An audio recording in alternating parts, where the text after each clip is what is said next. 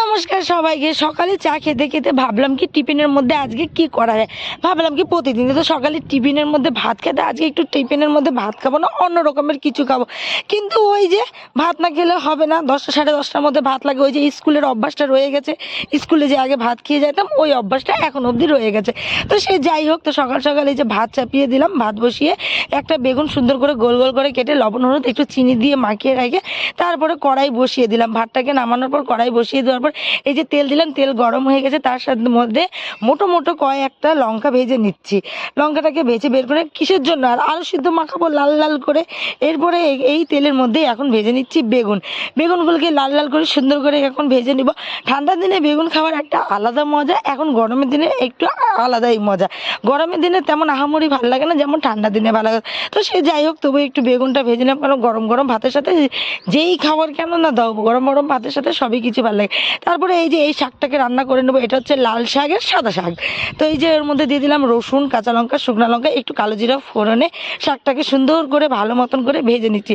একটু হলুদ ছাড়া বলে কিছু খেতে হয় না, সেই জন্য একটু অল্পটুকু সামান্য পরিমাণে হলুদও দিয়ে দিলাম। হলুদ দিয়ে শাকটাকে এখন ভালো মতন করে ঝরঝরা করে ভেজে নিচ্ছি। আর আঁচটা তো দেখতেছি, উনানের আঁচ আজকে কি সুন্দর চলছে। তো রান্নাটা করতে তেমন আহামরি দেরি হয়নি, 10টার দিকে চাপিয়েছি, 11টার মধ্যে রান্না বান্না সব হয়ে গেছে।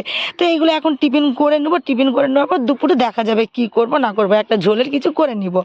তারপরে এখানে এই যে আলু সিদ্ধটাকে একটু লাল লাল করে মাখিয়ে নিচ্ছি। প্রথমে গ্লাস দিয়ে চটকিয়ে দিলাম লবণ, আর এখন শুকনো লঙ্কাটাকে ভালো মতন চটকিয়ে এখন আলু সিদ্ধটাকে সুন্দর করে মেখে নিচ্ছি। আমার আলু সিদ্ধ খেতে আগাগোড়াই খুবই দারুণ লাগে। তো একটু কাঁচা সর্ষের তেল দিয়ে দিলাম, দিয়ে আলুটাকে সুন্দর করে মাখিয়ে নিচ্ছি। এখন আমরা খেতে বসে যাব দুই যা মিলে, কারণ আমরা দুই যাই ভাত খাই। আর আমার বরমশাই, আমার দাদা মানে আমার ভাসুর, আর আমার শাশুড়ি, ওরা যেই হয়ে যাক কেন ওরা সকালবেলার দিকে ভাত খাবে না। তো আমাদের দুই যার জন্য ভাত বেড়ে নিলাম। আমার দুই যার আমাদের ভাতই লাগে সকালবেলায়, সে যাই হয়ে যাক না কেন। তো এখন এই যে বসে গেলাম খেতে।